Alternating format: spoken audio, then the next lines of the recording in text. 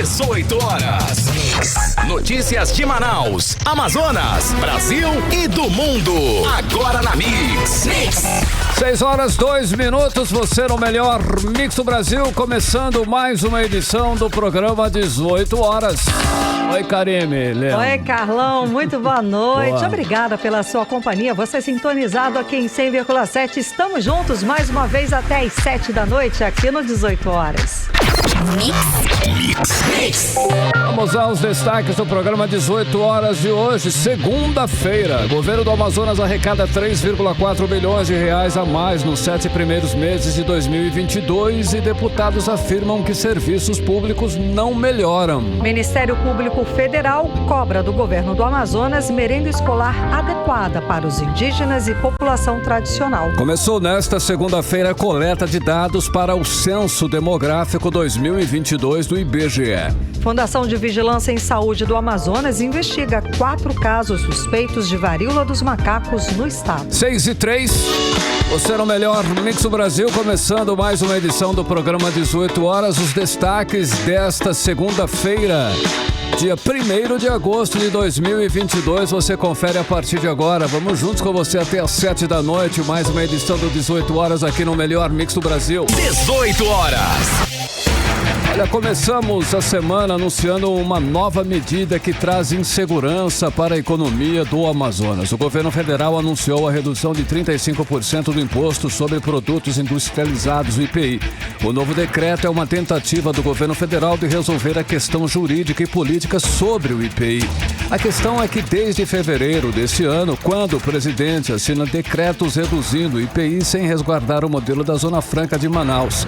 Detalhe, modelo que é garantido na Constituição, Karime. Exato, Carlão. O último decreto foi assinado em abril e reduziu de 25% para 35% de forma permanente o IPI em todo o Brasil e praticamente acabava com a competitividade da produção aqui do estado. Bom, e no início de maio, o ministro Alexandre de Moraes atendeu a ação direta de inconstitucionalidade ingressada pela bancada do Amazonas em Brasília pelo Partido Solidariedade e derrubou os decretos sobre o IPI assinados pelo presidente Jair Bolsonaro e manteve a competitividade da Zona Franca. Pois bem, olha só, agora a nova medida assinada pelo presidente Bolsonaro e pelo ministro da Economia, que é o Paulo Guedes, mantém a redução de 35% do IPI para produtos da Zona Franca de Manaus. E por isso os parlamentares do Amazonas acionaram a justiça novamente contra o novo decreto do IPI do governo federal. Enquanto isso, o governador Wilson Lima, aliado de Bolsonaro, se cala sobre esse novo golpe aí que pode tirar aí 13 bilhões de reais da economia do estado do Amazonas, Karine. Exato, Carlão. E o novo ataque do presidente Jair Bolsonaro, como sempre, foi editado na calada da noite, no fim de semana, e vai contra a determinação do Supremo Tribunal Federal, que mandou retirar todos os produtos fabricados no Amazonas dos decretos presidenciais, mantendo as vantagens econômicas do estado. Vamos acompanhar mais detalhes e entender melhor o assunto agora na reportagem de Odiné Araújo. Na sexta-feira à noite, 29 de julho, o Diário Oficial da União publicou uma edição extra com um texto assinado pelo presidente Jair Bolsonaro e pelo ministro da Economia, Paulo Guedes. O novo decreto mantém redução de 35% do IPI, imposto sobre produtos industrializados para todo o país, incluindo os produtos da Zona Franca de Manaus. Acontece que os produtos fabricados no Amazonas sempre foram isentos de IPI para tornar a região atrativa para investimentos. E com a redução tributária no país todo, o Amazonas ficou menos atrativo porque enviar a produção de Manaus para os principais mercados consumidores fica muito caro para as empresas. Em maio, o Partido Solidariedade, a pedido da bancada do Amazonas, entrou com uma ADI, ação direta de inconstitucionalidade, no STF, Supremo Tribunal Federal, pedindo a suspensão de trechos dos decretos relacionados ao IPI de produtos que recebem benefícios fiscais na Zona Franca de Manaus. O ministro do STF, Alexandre de Moraes, relator da ação, suspendeu na íntegra o decreto 11.052 e trechos dos decretos 11.047 e 11.055, todos com ataques ao polo industrial de Manaus e editados em abril pelo presidente Jair Bolsonaro. O ministro considerou que o IPI é um dos principais tributos do pacote de incentivos fiscais aqui do Amazonas. Mas na sexta-feira passada, o presidente Jair Bolsonaro descumpriu a determinação do STF e publicou mais um edital mantendo 35% de redução do IPI e incluindo os produtos fabricados aqui no estado nesse decreto. Para o líder da bancada do Amazonas, senador Omar Aziz, esse terceiro decreto de Bolsonaro contra a economia local mantém o ritmo ensandecido de perseguição do presidente da República ao polo industrial de Manaus. Na madrugada do dia 29 de julho, o presidente Bolsonaro assina um novo decreto, burlando uma decisão do Supremo Tribunal Federal que dava garantias e competitividade à Zona Franca de Manaus. Nesse decreto, retira vários produtos que geram empregos e que nós vamos perder esses empregos, que essas indústrias irão fechar por não ter competitividade. O presidente Bolsonaro é o terceiro decreto em meses que o senhor assina contra a Zona Franca. Para de prejudicar o Amazonas. Um dos polos afetados é o de concentrados, que teve redução zero no IPI. O caso está sendo tratado pela classe política e empresarial do Amazonas como o fim da fabricação de concentrados.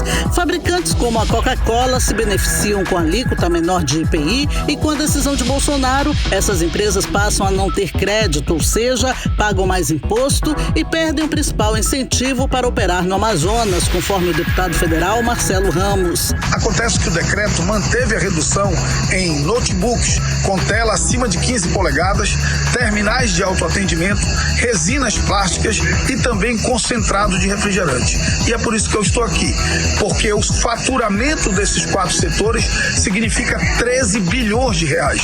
Serão 13 bilhões de reais tirados da economia do Amazonas e os impostos que incidem sobre isso tirados da economia do Amazonas e os empregos desses setores tirados da economia do Amazonas. Inclusive, os empregos de 2.000 trabalhadores que trabalham aqui na Joiouro produzindo açúcar para a fábrica de concentrado que fica no polo industrial de Manaus. Nós iremos novamente ao Supremo para derrubar essa decisão que tenta burlar a liminar do ministro Alexandre de Moraes. Já o deputado federal Bosco Saraiva, do Solidariedade, informou que desde sábado a bancada já trabalha em um novo recurso contra mais essa perseguição do presidente Bolsonaro. Nós já estamos trabalhando desde o último sábado no novo recurso junto ao Supremo Tribunal Federal e temos certeza que o Supremo Tribunal Federal vai nos assegurar o texto constitucional, porque é a Constituição da República que assegura a permanência da nossa Zona Franca de Manaus.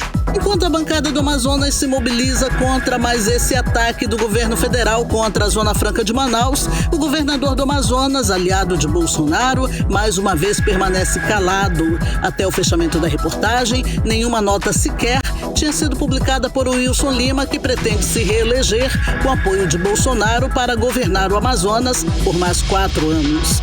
Odneia Araújo para o 18 horas. Você está ouvindo 18 horas. Olha só, agora escuta essa, hein? O governo do Amazonas arrecadou 3,4 bilhões de reais a mais nos 7 primeiros meses deste ano com relação ao mesmo período do ano passado. Os dados são do Portal da Transparência do Estado e revelam um aumento de 26,11% na arrecadação, Karine. Muito dinheiro, hein, Carlão? Com isso, a receita do Estado do Amazonas nos primeiros 7 meses do ano alcançou 16 bilhões e 761 milhões de reais. Mesmo com recorde de receita, os serviços públicos, principalmente na saúde, educação e segurança pública, não melhoraram. Segundo o levantamento feito pelo site G1, em 3 anos e meio de mandato do governo do Amazonas, o Wilson Lima cumpriu apenas 24 das 41 promessas anunciadas durante a campanha eleitoral. Olha só, é muito dinheiro, né, Karine? É uma bela arrecadação. E diante de uma arrecadação tão alta, os deputados estaduais reclamam aí da falta de investimento do governo em serviços públicos que, segundo eles, não melhoraram. O repórter Hector Silva traz os números e dados pra gente. Vamos conferir agora. O governo do Amazonas arrecadou 3,4 bilhões de reais a mais nos 7 primeiros meses deste ano, com relação ao mesmo período do ano passado. Segundo dados coletados no portal da Transparência, a receita do estado do Amazonas, nos primeiros 7 meses de 2022, alcançou mais de 16 bilhões e 761 milhões de reais, contra pouco mais de 13 bilhões e 290 milhões no mesmo período de 2021. Os números apontam um aumento de mais de 3 bilhões e 471 milhões de reais na arrecadação, um aumento percentual de 26,11%. O grande valor da arrecadação e o mau uso do valor tem sido alvo constante de reclamações do deputado estadual Dermilson Chagas. Esse dinheiro é para ser investido em obras estruturantes, nos serviços prestados ao Estado, para melhorar o atendimento à população, mas não estamos vendo nenhum projeto, nem programa. Vamos tirar as obras do governo passado. O amazonino recebeu um governo com 200 obras paralisadas. As obras que foram entregues não conseguiram nem todas concluir ainda. Não tem obra nova. Então, esse dinheiro era para gerar emprego, para investir na segurança pública e botar mais gente, né? Equipamentos de inteligência. Nós não temos secretaria de inteligência. O próprio secretário de inteligência foi pego com ouro que foi roubado de bandido. O que aconteceu no Rio Axini é uma coisa que até hoje tem que ter uma resposta à população, né? Por causa de um secretário, o Estado mandou uma corporação praticamente para lá e todo mundo era traficante, todo mundo morreu e ficou por isso mesmo uma verdadeira chacina, né? Qual o investimento que o Estado está fazendo realmente para resolver o problema crônico que nós temos, né? A saúde está com uma doença crônica que o secretário nenhum consegue resolver, porque não tem uma autonomia, não tem pessoas competentes, não tem um programa, não tem projetos, né? Nós não sabemos o norte que eles vão fazer. É só pagar. O trabalho que o governo tem é pagar, mas não amplia, não melhora o atendimento, os exames não melhoram, não diminui a fila de CISREG, né? Existe todo aí um processo que tem que ter resposta, não existe. Segurança pública, vocês estão vendo, final de semana é sangrento, derramamento de sangue. O bandido perdeu o medo da polícia, né? A segurança pública não apresenta uma solução, um caminho, né? Não consegue reagir, fica inerte a tudo isso. O deputado estadual Ricardo Nicolau, do Solidariedade, que também é presidente da Comissão de Assuntos Econômicos da Assembleia Legislativa do Amazonas, é outro deputado que vem falando ao longo do seu mandato da alta arrecadação do Estado. Ricardo Nicolau vai além e lembra que o Estado também tem feito muitos empréstimos. Me preocupa muito o endividamento do Estado. Ele vem contraindo também muito empréstimo e fazendo com que essa dívida consolidada se torne uma dívida ainda cada vez maior, muito embora o Estado esteja batendo recorde em arrecadação. E isso compromete o futuro e novos empreendimentos. Eu sou favorável que os empréstimos venham com um projeto de desenvolvimento, um projeto que vá retornar, através da economia, uma ação efetiva. Outros números que vêm chamando a atenção são as promessas do governador Wilson Lima do União Brasil. Em quase 4 anos de governo, segundo dados levantados pelo G1, Wilson Lima cumpriu apenas 24 promessas das 41 anunciadas, um total de 58,53% em sua campanha eleitoral. Ele realizou, em parte, outras 6, o equivalente a 14%. Outros 11 compromissos ainda não foram cumpridos. Hector Silva para o 18 Horas. Você está ouvindo 18 Horas. Vou destacar aqui que é muito dinheiro, gente. O estado do Amazonas é um estado riquíssimo. Só nos primeiros meses do ano são mais de 16 bilhões 761 milhões de reais nos cofres públicos. E o que o cidadão quer saber é para onde vai esse dinheiro. O governo gasta em que tantos bilhões de reais arrecadados? Do nosso dinheiro, né? Dinheiro do contribuinte. Como sempre falamos aqui no 18 Horas, as áreas mais importantes para o cidadão. Segurança, saúde e educação são alvos constantes de denúncias de abandono por parte do governo Wilson Lima. Exato, Karime. A questão é por que um Estado aí que arrecada tantos bilhões de reais não consegue transformar essa riqueza em benefício da população, né? Não consegue atender as áreas mais básicas como educação, segurança e saúde, não consegue tratar, né, a população com dignidade, é o mínimo.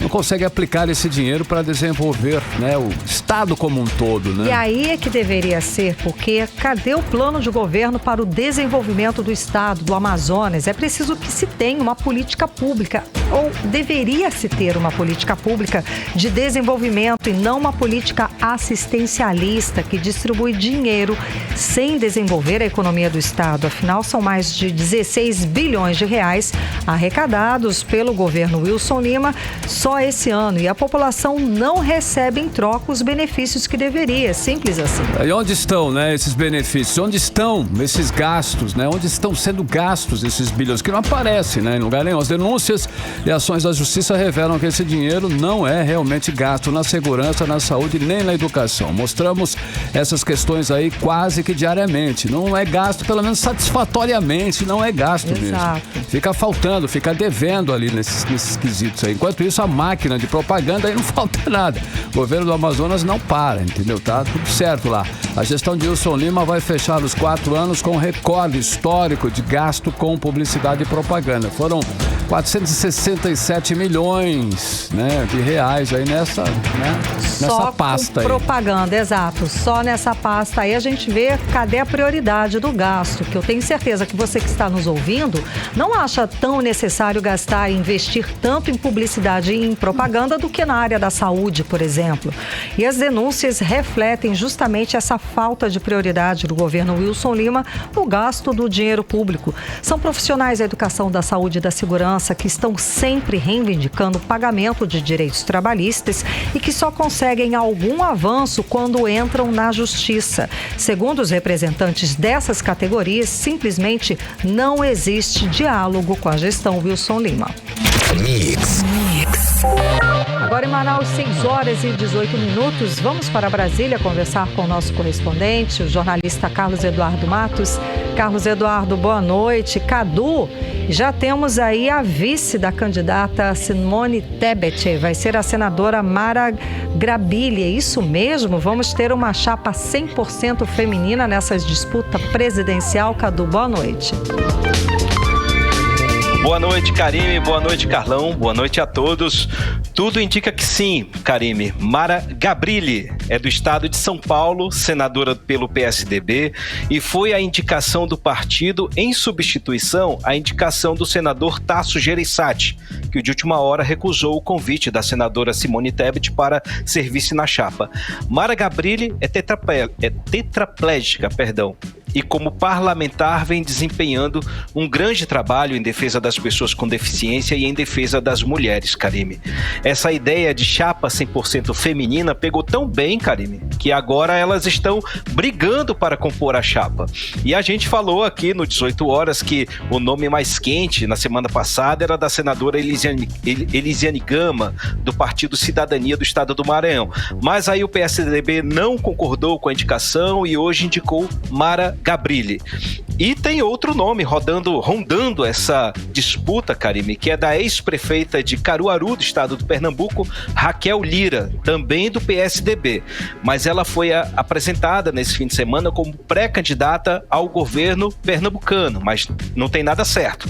Ou seja, de hoje pela manhã foi dada como certa a chapa de Mara Gabrilli, mas teve uma coletiva agora à tarde com Simone Tebet, que afirmou que vai ainda se reunir com as lideranças do MDB, do PSDB e do Cidadania ainda hoje à noite para bater esse martelo. Então vamos aguardar que vai ter um vira e mexe de novo nessa história, Karime. O fato é que muito provavelmente, se não houver nenhuma outra pernada do MDB ou do PSDB, haverá sim uma chapa 100% feminina para concorrer à presidência da República. E todas essas mulheres que estão nessa briga aí, Simone Tebet, Mara Gabrilli, Elisiane Gama, Raquel Lira, têm histórico político de muito trabalho, engajamento, empoderamento e inteligência política. Agora, mudando um pouco de assunto, ainda falando de eleições e não mais falando de inteligência política, Karime, vamos falar do PTB, que realizou hoje a sua convenção partidária e aprovou a candidatura do ex-deputado federal Roberto Jefferson à presidência da República. Ele mesmo, a fera, o homem armado até os dentes, apoiador de Bolsonaro, que está em prisão domiciliar. Isso que eu ia perguntar, Roberto Jefferson... mas ele está em prisão domiciliar, não é, Cadu? Ele pode, ele tem os seus, ele não teve os direitos políticos dele anulados. Então ele é pré-candidato, sim, até segunda ordem, até uma próxima decisão do TSE. O Roberto Jefferson é um daqueles apoiadores mais devotados do presidente da República. Ele foi preso por ordem do STF, acusado de comandar uma milícia digital, de usar as redes sociais para incitar o ódio, atacar os comunistas, ameaçar a vida dos ministros do STF, enfim, tudo isso fazendo vídeos portando armas nas mãos, munição, muita munição em volta dele, colocava aqueles cintos, né? Ficava na parede chamando as pessoas para uma suposta revolução do que ele chama de democracia. Na verdade, esses ataques são contra o Estado Democrático de Direito. Por essa razão, ele está preso, né? Então, ele surge como um novo concorrente à vaga de presidente da República, Karime, mas com apoio restrito à campanha do presidente Bolsonaro. Uma candidatura meio que estratégica que vai usar o tempo de TV do PTB para somar a campanha de Bolsonaro. E Roberto Jefferson vai ser o cara que vai conversar com as bases ideológicas. Pelo menos o plano é esse. Tá aí um candidato que o TSE vai ter que ficar muito de olho para ver como é que vai ser essa conversa, para ver se ele não volta a cometer novos crimes em meio à campanha eleitoral. Agora, falando das convenções petistas, Karime, nem tudo está dando certo para o PT nos estados, né? Nesse fim de semana teve convenções partidárias com desavenças em alguns estados. Em Pernambuco, os militantes vaiaram o candidato ao governo Danilo Cabral, que tem o apoio de Lula. As vaias foram porque Danilo, quando foi deputado, apoiou o impeachment da ex-presidenta Dilma Rousseff. No estado do Mato Grosso, o candidato ao governo Nery Geller também não foi bem aceito pelos militantes petistas, que criticaram a aliança do PT com o alto escalão político do agronegócio. Essa aliança foi costurada pelo Diretório Nacional do PT sem a total concordância do PT no estado. E no Amazonas teve torta de climão envolvendo aí o senador Eduardo Braga. Mas esse assunto quem vai falar é a nossa amiga Artemisa Gadelha daqui a pouquinho. Karime e Carlão.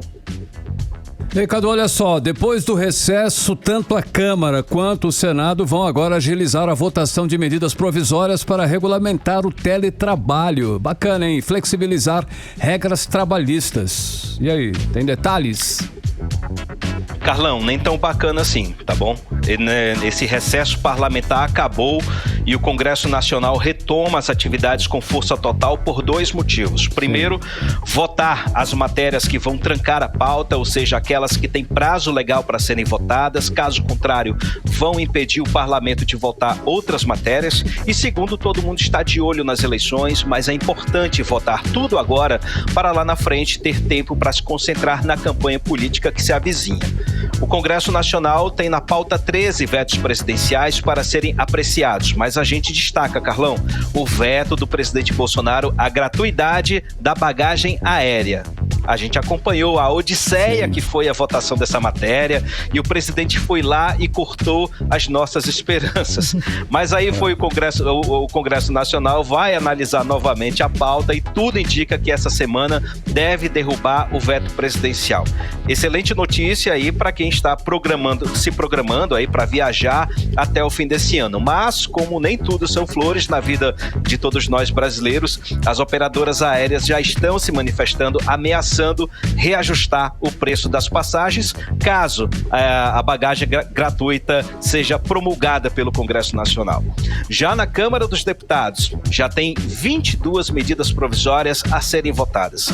E a gente destaca aí nesse grupo, Carlão, as MPs 1108 e 1109, que dizem respeito às leis trabalhistas. Por que eu disse para você que não é tão bom assim?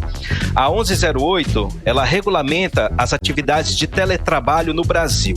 E a 1109 tenta tornar permanente o que havia sido aprovado como provisório na CLT, como a redução de jornadas de trabalho e a suspensão de contratos de trabalho.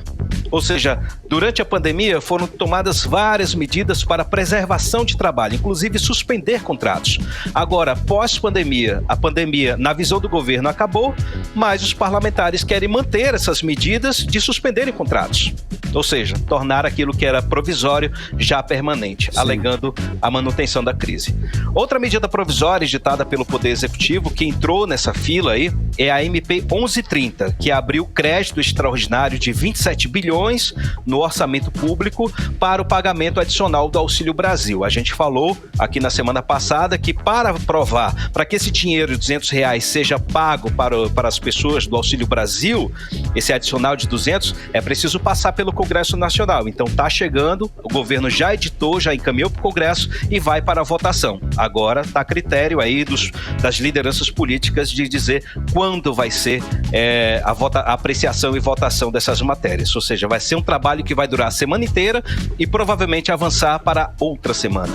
Carlão e Karime.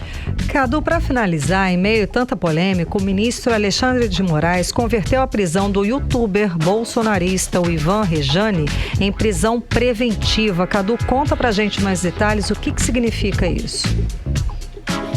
Exatamente, Karime. Ivan Rejane Pinto, conhecido nas redes sociais como Ivan Papo Reto, que foi preso na semana passada por divulgar informações falsas nas redes sociais contra ministros do STF e contra políticos adversários do presidente Bolsonaro. Agora ele sai da cadeia, ele vai para a cadeia de vez, por muito mais tempo. A prisão dele foi convertida de temporária para preventiva, ou seja, ele vai descer para o presídio. Essa ordem foi do ministro do STF, Alexandre de Moraes, sendo aí um recado duro para os operadores e aos financiadores das milícias digitais. Essa iniciativa já mostra um pouquinho da postura que o ministro Alexandre de Moraes deverá ter como presidente do TSE. No dia 16 de agosto, agora esse mês, ele assume a presidência do TSE e a coordenação nacional das eleições. E a gente sabe que ele vem travando uma dura batalha aí contra as redes propagadoras de fake news. Por isso, Karime, esse mês é muito importante para o processo eleitoral, porque além de ser um mês que inicia a campanha política na internet, no rádio e na TV, é o mês que muda a coordenação da campanha no TSE, que passa a ser de um ministro mão de ferro, que é o ministro Alexandre de Moraes. E hoje, Karime, teve reabertura dos trabalhos do Poder Judiciário após o recesso aí, juntamente com o Poder Legislativo, e teve discurso do presidente do STF, o ministro Luiz Fux, no retorno das atividades. Ele fez um discurso hoje à tarde em defesa da democracia, do sistema eleitoral, o qual ele afirma ser um dos melhores do mundo. E ele reforçou a importância do respeito entre as pessoas na preservação, principalmente da vida. Vamos ouvir o que disse Luiz Fux. O Supremo Tribunal Federal anseia que todos os candidatos aos diversos cargos eletivos respeitem os seus adversários, que efetivamente não são seus inimigos, confiando na civilidade dos debates e principalmente na paz que nos permita encerrar o ciclo de 2022 sem incidentes.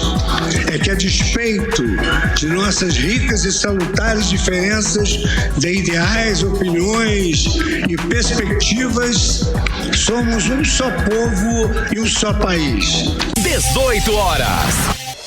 A gente acompanhou a fala do ministro Luiz Fux, presidente do Supremo Tribunal Federal. Belas falas, né, Cadu? Exatamente, em defesa da vida, né? Da democracia, principalmente. Karime, agosto a gente já disse aqui, né? Vai ser um mês puxado, porque vai ser o mês de largada da campanha, que deve ser a mais disputada da história política. E como a gente já sabe, a política somos nós. Quem faz política somos todos nós. Eu, você, Carlão, os ouvintes. E cabe a todos nós respeitar o próximo. Respeitar as instituições que nos defendem, respeitar o ambiente democrático que a gente vive, porque todos nós respiramos a democracia.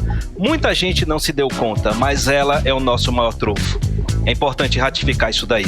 Volto com vocês, Karime e Carlão. Belas palavras, Cadu, exatamente. Muito obrigada. Boa noite, bom trabalho.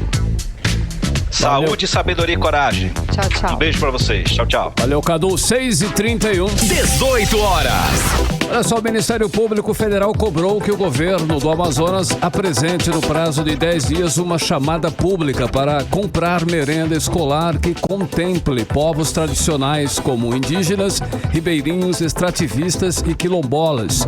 O objetivo é garantir o respeito à alimentação culturalmente adequada nas escolas indígenas e tradicionais em geral, Karime. Carlão, e é uma garantia que está prevista por lei. O repórter Hector Silva explica pra gente melhor tudo isso. Vamos acompanhar.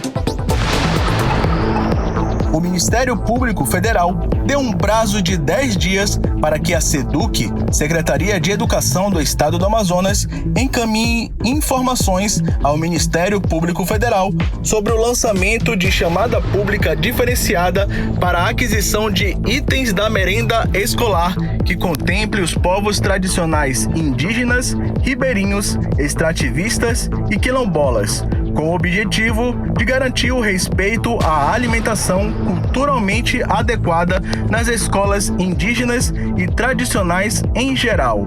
A medida, segundo o MPF, já tinha sido recomendada em março deste ano e reforçada em ofício à SEDUC e à Casa Civil. A medida é uma lei. No mínimo, 30% dos alimentos adquiridos para a merenda escolar com os recursos repassados pelo FNDE, o Fundo Nacional do Desenvolvimento da Educação, devem ser provenientes da agricultura familiar.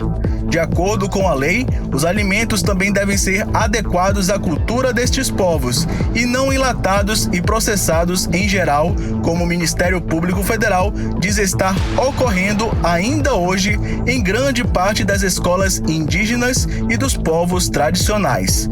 A reportagem do 18 Horas procurou a Univaja, a União dos Povos Indígenas do Vale do Javari, para ter uma constatação sobre como é a realidade dos estudantes indígenas na rede pública estadual de ensino, mas até o fechamento da reportagem não tivemos respostas. Procuramos também a SEDUC, questionando as informações dadas pela assessoria a respeito do não cumprimento da lei pelo governo do Amazonas, mas até o fim da reportagem também não tivemos respostas.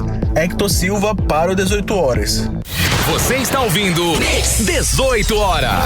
6 horas 33 minutos, você no melhor Mix do Brasil, os destaques do dia. Você acompanha até às 7 da noite aqui no 18 Horas. Daqui a pouquinho, hein? Começou hoje o Censo Demográfico 2022 do IBGE.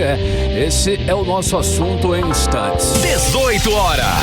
Agora nós vamos conferir a previsão do tempo, hein? Para esta segunda-feira. Tempo e temperatura e a madrugada também de terça, hein? Com ela, Karime Leão. Previsão do tempo. Segundo informações do Clima Tempo, a previsão é de chuva rápida durante a noite e a madrugada. A mínima prevista é de 23 graus, a máxima não deve passar dos 33 graus.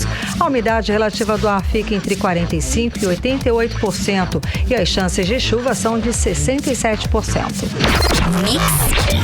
Mix. Entrevista do dia. Começou hoje, segunda-feira, a coleta de dados para o Censo Demográfico 2022 do IBGE. No Amazonas, a previsão é visitar cerca de 1,1 milhões de residências.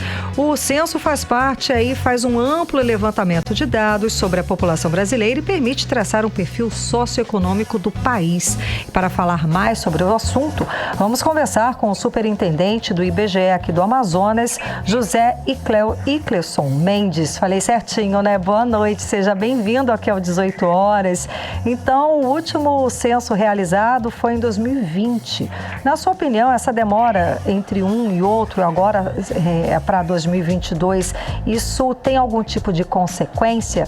Seja bem-vindo. Boa noite, José Icleson Mendes. Boa noite, Karine. Boa noite, Carlão. Boa noite a todos os ouvintes do 18 Horas. É isso mesmo. Hoje nós começamos a coleta do 13º Censo Demográfico do nosso país. O censo, Karine, ele é tradicionalmente realizado a cada 10 anos. Isso faz parte da metodologia do censo, uma metodologia que é adotada ao redor do mundo. Deveríamos ser realizado este censo em 2020, mas não realizamos por conta da pandemia, e em 2021 ainda por conta da pandemia também, mas por questões orçamentárias. Mas hoje, felizmente, aguardávamos de maneira ansiosa por esse momento. Então, a partir de hoje, nossos 2.700 recenseadores estão em campo realizando a coleta em, como você disse, cerca de 1.100.000 domicílios no Amazonas. Olha só, no último levantamento feito em 2020, aqui no Amazonas, foram somados o total de 3,5 milhões de habitantes. Para este ano, qual é a expectativa? Carlão, de acordo com a nossa última estimativa, o Amazonas possui um total de 4,2 milhões de habitantes, né? Isso é uma estimativa, então é importante que a gente aguarde os resultados do censo que podem confirmar, né, ou até trazer um número maior do que esses 4,2 milhões de habitantes. Lembrando que, além de contar a população, que é uma informação por si só extremamente importante, o censo levanta outros dados relevantes. Pesquisamos sobre a escolaridade, sobre trabalho e rendimento, pesquisamos sobre imigração interna e internacional, temos uma pergunta nova esse ano sobre o autismo. Então, tudo isso são informações que vão nos ajudar a conhecer melhor a nossa população, seus hábitos, o modo de vida, as condições de vida dessa população, e posteriormente serão disponibilizadas de maneira gratuita, totalmente acessível a toda a população, ao poder público, à iniciativa privada, e vão influenciar as nossas vidas aí pela próxima década, né? Porque para a gente planejar, seja o poder público, seja a iniciativa privada, a gente precisa de informação, e o censo é exatamente essa grande fonte de informação, a partir de um trabalho que é realizado apenas a cada 10 anos, Carlão. E o censo, Carlão, é a única pesquisa que este país realiza que vai efetivamente em todos os domicílios, né, de todos os municípios do nosso país. São cerca de 5.570 municípios em todo o país, 62 municípios aqui no Amazonas, e a nossa missão, então, é ir em todas as zonas urbanas e rurais das nossas cidades. Legal. Falando sobre essas visitas, são mais de 3.000 pessoas que vão trabalhar para o censo, isso coletando dados aqui no estado do Amazonas. Como é que vai ser esse trabalho? Como é que as pessoas podem identificar esse recenseador? Então, os nossos recenseadores, eles estarão a partir de hoje, 1º de agosto, até o dia 31 de outubro, em campo. E é importante destacar, Karine, que esses recenseadores trabalham em horários alternativos. Não é apenas naquele horário comercial fechado de 8 às 17. Eles podem começar a trabalhar um pouquinho mais cedo e até o início da noite. Por quê? Porque nós precisamos encontrar os moradores nas suas residências. A gente sabe que tem muitos domicílios cujas famílias passam o dia inteiro fora e só retornam para os seus domicílios à noite. Então, os nossos recenseadores vão visitar manhã, tarde, noite, feriados e finais de semana. Por quê? Porque nós precisamos, então, conversar com os recenseadores e obter deles as informações. Os nossos recenseadores, eles estarão devidamente identificados. Eles vão estar com um colete, neste colete com o seu crachá, com as informações dos recenseadores. No próprio crachá tem um QR Code que pode ser lido com a câmera do telefone celular para confirmar a identidade do recenseador. Além disso, nós temos também um site que é o respondendo.ibge.gov.br e um telefone 0800 721 8181. Tudo isso para garantir segurança e tranquilidade para os nossos recenseadores no momento de prestar essas informações. Lembrando que essas informações, elas são sigilosas. Essas informações não são divulgadas de maneira individualizada. Elas são divulgadas posteriormente de uma maneira totalizada e compondo as estatísticas dos nossos bairros, das nossas cidades, enfim, do nosso estado do Amazonas e do nosso país. Portanto, a população precisa ter tranquilidade para responder os nossos recenseadores, tanto nas zonas periféricas, nas regiões centrais da nossa cidade, dentro dos condomínios, Karine. Nos condomínios a gente enfrenta uma certa resistência dos moradores, então é importante que a gente tenha essa colaboração. Olha só. Só mais uma dúvida, Carlão. De repente a pessoa que está nos ouvindo, ela chama esse recenseador para entrar, ele pede para entrar, porque a gente tem visto um aumento absurdo de violência no estado do Amazonas. Então, só para deixar a população tranquila, como é que é feito esse contato e até que horas vai a visita? Porque pode ir à noite, né, nesses horários alternativos. De repente, se esse recenseador bater na porta, não tiver ninguém, ele vai marcar. Como é que vai acontecer isso? O recenseador não precisa necessariamente entrar nos domicílios. Ele só entrará nos domicílios se ele for convidado pela população, pelo morador, né? E, como eu disse anteriormente, realmente os recenseadores podem ter que visitar os domicílios em horário alternado, né? Em horários alternativos, ali até entre 8 e 9 horas em feriados e finais de semana. Mas, repito, qualquer dúvida em relação à identidade dos nossos recenseadores, basta entrar em contato conosco por meio de alguns dos canais que nós falamos anteriormente. Nós disponibilizamos ainda, Karine e Carlão, a possibilidade de coleta pela internet e também a possibilidade de coleta por telefone. Mas, independente de qual seja a modalidade, a visita do recenseador até o endereço é fundamental, porque ele precisa registrar esse endereço para associar depois as informações que forem coletadas a este endereço, além, evidentemente, de pegar o nome do responsável e um contato para enviar então o link ou então o link para coleta pela internet, ou então ligar para fazer a coleta pelo telefone. Tá? Pode repetir só pela última vez esse 0800 para a gente, por favor?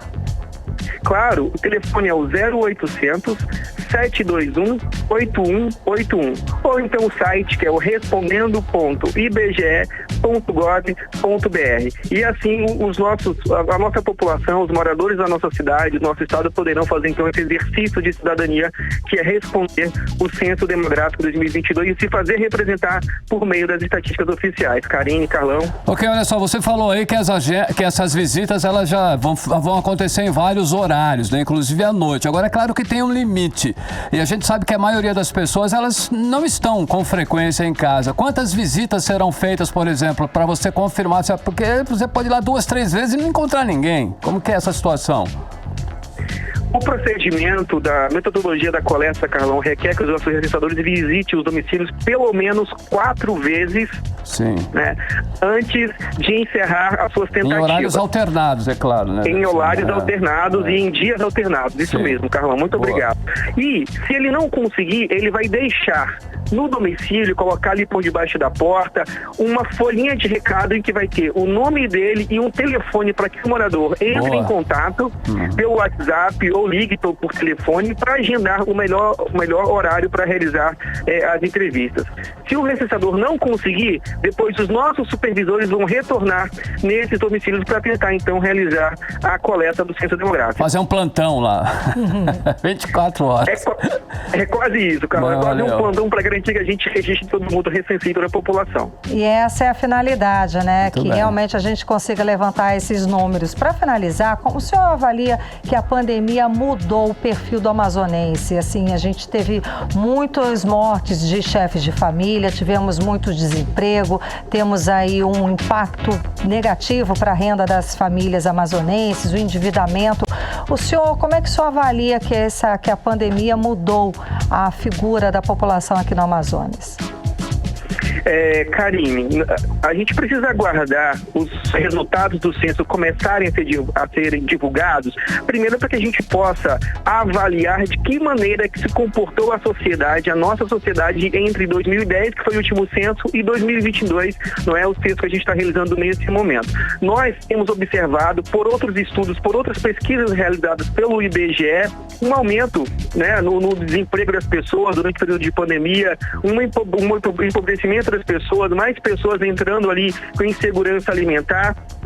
Mas os resultados do censo é que nos mostrarão de maneira mais concreta, porque a gente vai visitar todos os domicílios e entrevistar todas as pessoas, então vai nos dar um retrato mais aprofundado, mais fiel, né, de quais foram os impactos da pandemia na população brasileira e na população amazonense, de que maneira que esses impactos estão se refletindo, então, no perfil socioeconômico, sociodemográfico da nossa população.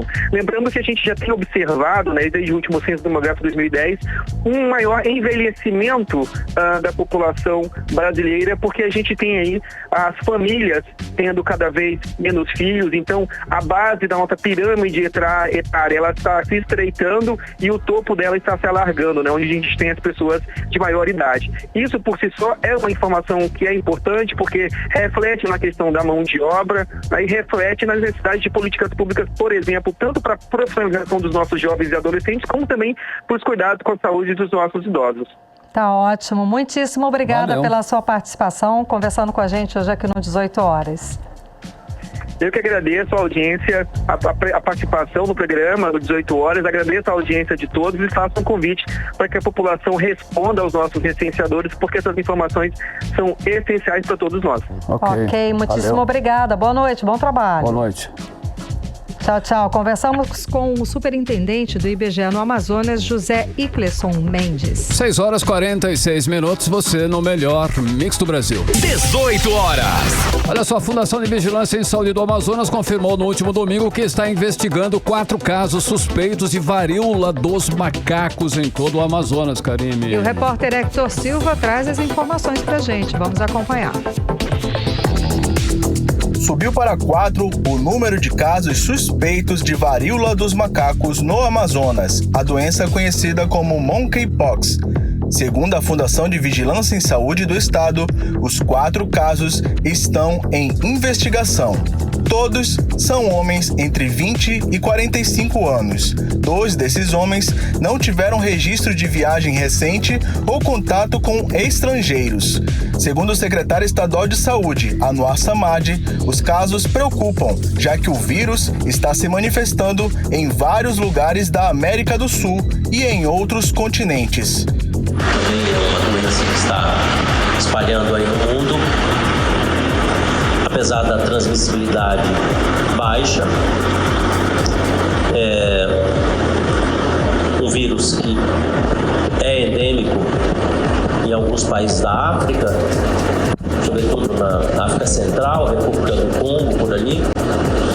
Então, o vírus está se manifestando fora de uma região endêmica, né? Então esses casos não têm uma relação direta com a República do Congo, então nós temos que ficar atento. Vídeo que passamos com as variantes do Covid, né? Cada uma se manifestando ou agredindo de uma forma diferente. Então, claro, é motivo de preocupação não só para a gente, mas motivo de preocupação mundial, tanto é que a OMS vem passando relatórios, o Ministério da Saúde vem passando orientações também. Então, um vírus, entre aspas, novo. Por quê? Porque ele está se manifestando, está sendo transmitido fora da sua região, que já é endêmica. Segundo a Fundação de Vigilância em Saúde, todos os pacientes estão estáveis, se recuperando em domicílio e em isolamento. A investigação domiciliar acerca dos casos suspeitos estão sendo realizada pelo Centro de Informações Estratégicas de Vigilância em Saúde da Secretaria Municipal de Saúde. Hector Silva para o 18 horas. Você está ouvindo 18 horas. Olha só, hein? Ainda na área da saúde, escuta mais essa denúncia aí, que é grave, inclusive, hein? O Ministério Público Federal abriu investigação para apurar violência obstétrica em unidades do governo do Amazonas. Procuradora da República, Michele Corle, diz que o Estado registra índices muito altos de violência obstétrica, hein, Karime? Que Carlão, coisa. Olha, os números são altos mesmo, viu? Entre 2019 e 2021, a Defensoria Pública recebeu 299 denúncias de violência obstétrica nas maternidades do estado do Amazonas. A repórter Odineia Araújo traz mais detalhes pra gente. A violência obstétrica é o termo utilizado para caracterizar todo e qualquer abuso sofrido por mulheres quando procuram serviços de saúde durante a gestação. Os maus tratos podem incluir violência física ou psicológica, fazendo da experiência do parto um momento traumático para a mulher ou para o bebê. A violência obstétrica está relacionada não apenas ao trabalho de profissionais de saúde, mas também a falhas no atendimento em clínicas, hospitais e no sistema de saúde como um todo. E essa prática é bem comum nas unidades de saúde administradas pelo governo do Amazonas. Entre 2019 e 2021, a Defensoria Pública recebeu 60 denúncias de violência obstétrica e catalogou outras 239 denúncias nas ouvidorias das maternidades, totalizando 299 denúncias desse tipo. Por isso, a Procuradora Regional dos Direitos do Cidadão, Michele Corbi, publicou hoje portarias de instauração de 2 inquéritos civis para investigar casos de violência obstétrica. Em uma das portarias, ela cita a maternidade Dona Lindu.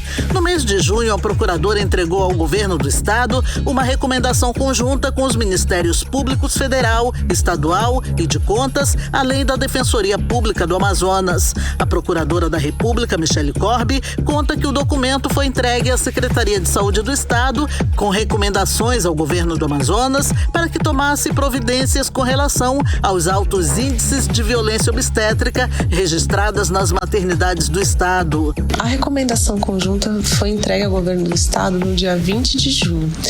Isso foi feito levando-se em conta a data de 21 de junho, que é o Dia Estadual de Combate e Conscientização da Violência Obstétrica. O Amazonas ainda registra índices muito altos de violência obstétrica, o que levou inclusive à criação de um comitê estadual para tratar do tema e para implementar e discutir políticas públicas para combater essa prática. O comitê é composto por diversas instituições e está sempre alerta aos casos que surgem no estado e as formas de se combater essa que ainda é uma das principais causas de mortalidade materna. Em 2021, 113 mulheres morreram no Amazonas vítimas da violência obstétrica, 70 delas na capital, conforme dados da Fundação de Vigilância em Saúde. Segundo parâmetros pré-estabelecidos pelo Ministério da Saúde, de 40% a 50% das causas dessas mortes poderiam ser evitadas com atendimento humanizado nas maternidades. Odinaia Araújo para o 18 horas. Você está ouvindo 18 horas. Economia. Muito bem, vamos aos indicadores econômicos de hoje, segunda-feira. O dólar fechou em alta de 0,08%, cotado a R$ 5,17. O euro fechou negativo em 0,44%, cotado a R$ 5,31. O Bitcoin fechou também em queda com menos 3,62% aos R$ 119.647. O Ibovespa, o principal índice da Bolsa de Valores brasileira, fechou com leve queda de menos 0,91%. E segue fechando no patamar dos 100 mil pontos. Fechou aos 102.225 pontos. E voltamos a falar sobre a Zona Franca de Manaus. As indústrias do polo registram perda de quase 2.000 vagas de emprego nos primeiros 5 meses de 2022. Karime, enquanto isso, a Superintendência da Zona Franca de Manaus comemora empregos gerados e faturamento robusto de 68 bilhões de reais. Pois é, e os polos de 2 rodas e de bens de informática foram os que mais se destacaram. Vamos entender mais detalhes sobre a questão agora na reportagem de Odinaia Araújo. O polo industrial da Zona Franca de Manaus perdeu 1.907 vagas nos primeiros 5 meses desse ano, de acordo com indicadores da Superintendência da Zona Franca de Manaus, divulgados na última sexta-feira. Ainda conforme os indicadores, em 5 meses, as fábricas do Distrito Industrial admitiram 11.236 pessoas, além de terem faturado 68 bilhões 170 milhões de reais, um crescimento de 10,96% na comparação com os 61 bilhões 440 milhões de reais registrados de janeiro a maio de 2021.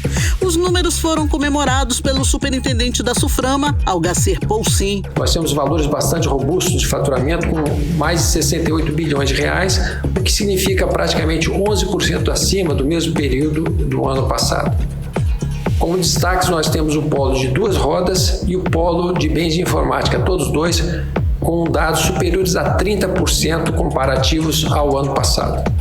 Destaco também a importância da empregabilidade. Nós tivemos, pelo 20º mês seguido, mais de 100 mil empregos diretos no polo industrial de Manaus.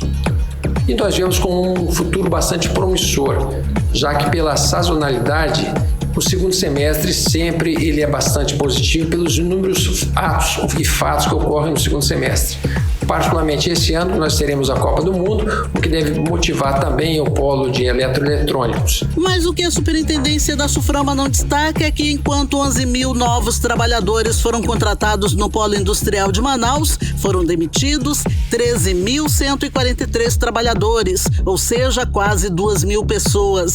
Para o empresário Wilson Périco, Francisco, que também presidiu o CIEAM, Centro das Indústrias do Amazonas, os constantes ataques do presidente Jair Bolsonaro contra o polo industrial de Manaus devem aumentar o desemprego na região, comprometendo um modelo exitoso que gera emprego e aquece a economia do estado. Quantos empregos esses produtos geram aqui?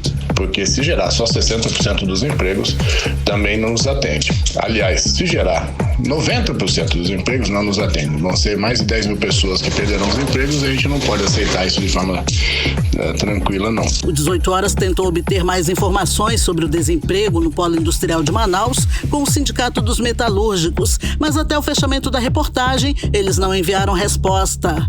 A média mensal de empregos gerados em 2022 pela Zona Franca de Manaus, com os resultados apurados até maio, está fixada em 105.618 trabalhadores, o que representa um crescimento de 1,92% na comparação com a média mensal de empregos em igual período de 2021, que foi de 103.619 trabalhadores contratados. Quanto às exportações, de acordo com a Suframa, as indústrias fecharam os 5 primeiros meses do ano em alta e alcançaram mais de 218 milhões de dólares, um crescimento de 25,14% em relação a 2021. Odineia Araújo para o 18 Horas. Você está ouvindo 18 Horas. Vamos agora falar sobre os bastidores da política local. Vamos conversar com a Artemisa Gadelha. Artemisa, teve convenção esse fim de semana, não é não? Boa noite. Boa noite. Boa noite, Karime. Boa noite, Carlão. Boa noite a todos que acompanham o programa 18 Horas. Tivemos, sim, inclusive vamos começar pela convenção do pré-candidato ao governo do estado do Amazonas, Amazonino Mendes. A convenção da Federação PSDB e Cidadania ocorreu às 10 horas da manhã de sábado na quadra da Sem Compromisso, zona norte de Manaus. Segundo a assessoria de comunicação de Amazonino, o local recebeu cerca de 5 mil pessoas. A quadra lotou, olha, muita gente. E teve gente que ficou do lado de fora, não conseguiu entrar. O tema da coligação é a força do povo. O Amazonino falou por cerca de meia hora. O ponto alto do discurso foi justamente sobre o anúncio de que ele vai triplicar o valor do auxílio estadual. Vamos acompanhar então? Meus amigos, minhas amigas, muito obrigado. Estamos todos juntos numa eleição memorável. Essa eleição é uma eleição comandada pelo povo. Vocês estão vendo isso aqui? Esse cartãozinho, R$150. O povo está desempregado, desesperado. E ele quer comprar com esse cartão insensível. Meus amigos, o outro cartão que eu vou lhes dar é no mínimo 3 vezes mais. Quero consolar as famílias que perderam seus entes queridos por causa de um governador irresponsável. Foi o responsável pelo enlutamento de milhares e milhares de famílias do nosso povo. Temos ao nosso favor a maior força da história. Ninguém consegue superar a vontade do povo. Meus amigos, é simples. Vamos ganhar! 18 Horas.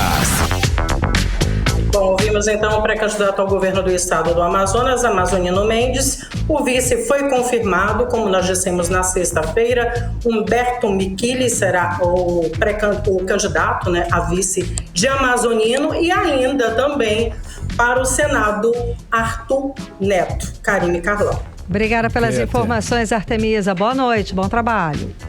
Uma ótima noite para você também. Até amanhã. Tchau, tchau. 18 Horas. Agora em Manaus, 6 horas e 59 minutos. Seguimos direto para o Editorial 18 Horas. Editorial 18 Horas. Cada vez Mais dinheiro nos cofres do governo do Amazonas. A receita do Amazonas este ano até julho foi de quase 17 bilhões de reais. O governo teve 3 bilhões e 471 milhões a mais do que no mesmo período do ano passado. Foi um aumento de 26%, bem acima da inflação. Foi a maior arrecadação de todos os tempos nos primeiros 7 meses do ano.